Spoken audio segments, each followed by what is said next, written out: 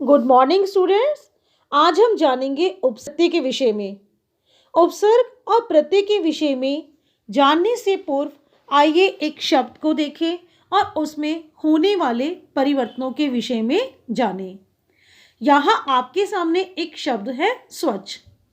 स्वच्छ शब्द का अर्थ हो गया साफ, किंतु यहाँ हमने स्वच्छ शब्द के आगे स्वच्छ शब्द के प्रारंभ में एक शब्दांश लगाया है और वह शब्दांश कौन सा है? अ लगते ही स्वच्छ से क्या बन गया? अस्वच्छ। और यहाँ तो दोनों शब्दों के अर्थ में ही परिवर्तन आ गया। जहाँ स्वच्छ का अर्थ साफ था वहीं अस्वच्छ का अर्थ क्या हो गया? गंदा। ये आगे लगने वाले शब्दांश क्या कहलाते हैं? उपसर्ग। उपसर्ग के विषय में आइए विस्तार से जानें। क्या है उपसर्ग? वे शब्दांश जो मूल शब्द के प्रारंभ में लगकर, ध्यान दीजिए बच्चों, प्रारंभ में लगते हैं मूल शब्द के, ये उनके अर्थ में परिवर्तन लाते हैं, उन्हें हम क्या कहेंगे? उपसर्ग। जैसे अभी हमारे सामने एक मूल शब्द क्या था? स्वच्छ, किंतु स्वच्छ के आगे स्वच्छ के प्रारंभ में हमने एक शब्दांश लगाया। कौन सा शब्दांश? और अ लगते ही, यानी कि वह शब्दांश जैसे ही मूल शब्द के आगे आया, क्या किया उस शब्दांश ने? मूल शब्द के अर्थ में ही परिवर्तन कर दिया। जहां मूल शब्द स्वच्छ का अर्थ साफ था वहीं उसका अर्थ क्या हो गया? अस्वच्छ से गंदा। आइए कुछ और उदाहरण देखें। यहाँ हमारा मूल शब्द है वन। वन का अर्थ जंगल, किंतु यहाँ वन के प्रारंभ में हमने एक शब्दांश लगाया। वह शब्दांश है उप, और उप शब्दांश लगते ही वन का अर्थ क्या हो गया? उपवन। उपवन अर्थात बगीचा। जहाँ वन का अर्थ जंगल था वहीं उप शब्दांश ने तो वन का अर्थ ही परिवर्तित कर दिया।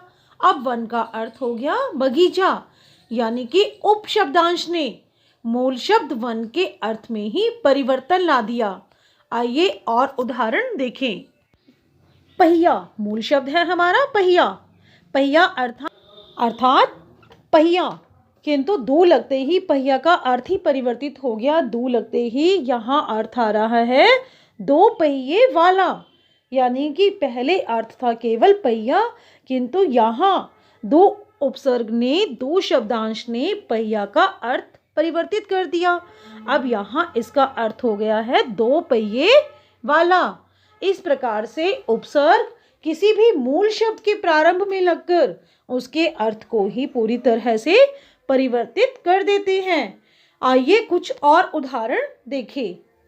वास अर्थात रहना, किंतु जैसे ही वास के आगे नि उपसर्ग लगा, यह शब्द क्या बन गया है? निवास। और निवास का अर्थ होता है रहने का स्थान, तो यहाँ वास का अर्थ ही परिवर्तित हो गया। इसी प्रकार से दुर्गुण हमारा यहाँ मूल शब्द क्या है? गुण, और गुण का अर्थ होता है अच्छे गुण, क्वालिटी, किंतु जैसे ही गुण के आगे दुर उपसर्ग लगा, दुर शब्दांश ने गुण मूल शब्द के अर्थ में ही परिवर्तन कर दिया।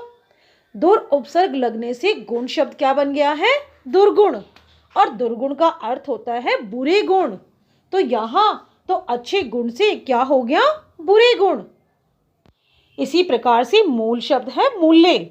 मूल्य का अर्थ कीमत, किसी भी वस्तु का मूल्य, किंतु जैसे ही मूल्य के आगे उपसर्ग, मूल्य के प्रारंभ में शब्दांश बहु लगा, शब्द क्या हो गया? बहुमूल्य। और बहुमूल्य का अर्थ क्या होता है? बहुत महंगा। यानी कि जहां अभी हम केवल मूल्य के बारे में बात कर रहे थे, वहीं शब्द क्या बन गया है? बहुमूल्य, यानी बहुत मूल्यवान। तो इस प्रकार से हमने जाना उपसर्ग शब्द के प्रारंभ में लगकर उसके अर्थ में परिवर्तन ही कर देते हैं। आइए अब जाने प्रत्यय के विषय में। प्रत्यय क्या होते हैं ये अब हम जानेंगे। प्रत्यय के विषय में जानने से पहले हम एक शब्द देखेंगे और उसमें होने वाले परिवर्तन जानेंगे। यहाँ शब्द है कीमत। कीमत का अर्थ किसी भी वस्तु की कीमत क्या है, उसका मूल्य क्या है। किंतु दूसरे शब्द में कीमत में केवल बड़ी एक ही मात्रा ही तो लगी है, यानी कि कीमत के अंत में एक शब्दांश जुड़ गया है और जिससे कीमत से शब्द क्या बन गया, कीमती। और कीमती का अर्थ क्या हो गया, महंगा। जहां अभी हम केवल मूल्य के बारे में बात कर रहे थे, वहीं अब उसका अर्थ क्या हो गया है, महंगा। इस प्रकार से अभी हमने जाना शब्द के अंत में यदि कोई शब्दांश जुड़ जाए तो अर्थ में परिवर्तन हो जाता है और उन शब्दों को क्या कहेंगे, प्रत्यय। जैसे जो शब्दांश मूल शब्द के अंत में जुड़कर उसके अर्थ में परिवर्तन ला देते हैं वे क्या कहलाते हैं, प्रत्यय। उपसर्ग शब्द के प्रारंभ में जुड़ते हैं किंतु प्रत्यय शब्द के अंत में जुड़ते हैं। यही बात आपको हमेशा याद रखनी है कि उपसर्ग शब्द के प्रारंभ में जुड़कर उसके अर्थ में परिवर्तन लाते हैं किंतु प्रत्यय शब्द के अंत में जुड़कर शब्द के अर्थ में परिवर्तन लाते हैं। और उपसर्ग क्या होते हैं, वे शब्दांश होते हैं और प्रत्यय भी शब्दांश होते हैं किंतु उपसर्ग प्रारंभ में जुड़ते हैं और प्रत्यय अंत में जुड़ते हैं। आइए प्रत्यय के कुछ उदाहरण देखें। ये है प्रत्यय के उदाहरण। देखिए, हमारा मूल शब्द है बच्चा किंतु बच्चा के अंत में क्या जुड़ गया, पन। तो बच्चा से शब्द क्या बन गया, बचपन। यानी कि बच्चा अभी एक संज्ञा थी किंतु प्रत्यय ने उसे क्या बना दिया, भाववाचक संज्ञा। संज्ञा की भाववाचक संज्ञाओं के विषय में तो आपने पढ़ा ही हुआ है। मीठा के अंत में आस जुड़ने से शब्द क्या बन गया, मिठास। यानी कि यहाँ प्रत्यय ने संज्ञा को क्या बना दिया, भाववाचक संज्ञा। इसी प्रकार से सांप, सांप तो हम जानते ही हैं, सांप। किंतु सांप के अंत में एरा प्रत्यय जुड़ने से सांप से क्या बन गया, सपेरा। यानी कि अभी तो हम बात कर रहे थे सांप के बारे में किंतु प्रत्यय ने तो उसे क्या बना दिया, सपेरा। यानी कि सांप को पकड़ने वाला। इसी प्रकार से गरम, यानी कि कोई वस्तु गरम है किंतु गरम से क्या बन गई, प्रत्यय जुड़ने से गर्माहट। यानी कि अब वह एक भाव बन गया है। जहाँ गरम अभी विशेषण था वहीं आहट प्रत्यय ने उसे एक भाववाचक संज्ञा का रूप दे दिया। तो यहाँ इस प्रकार से प्रत्यय वे शब्दांश हैं जो मूल शब्द के अंत में जुड़कर उसके अर्थ में परिवर्तन ला देते हैं। प्रत्यय भलीभांति समझ गए होंगे आप कि प्रत्यय मूल शब्द के अंत में जुड़ती हैं। आइए प्रत्यय से संबंधित कुछ और उदाहरण देखते हैं कि कैसे प्रत्यय शब्द के अंत में जुड़ती हैं। देखिए, यह है चित्रकार। चित्रकार, यहाँ मूल शब्द क्या होगा, चित्र, और प्रत्यय है कार। यानी कि जहाँ केवल चित्र के बारे में बात की जा रही थी वहीं प्रत्यय कार यानी कि कार शब्दांश ने उसका अर्थ ही परिवर्तित कर दिया और क्या बन गया, चित्रकार। यानी कि चित्र बनाने वाला। चित्र बनाने वाले के बारे में यहाँ बात की जा रही है। अब है तैराक। देखिए, यह शब्द है तैराक और मूल शब्द इसमें क्या होगा, तैर।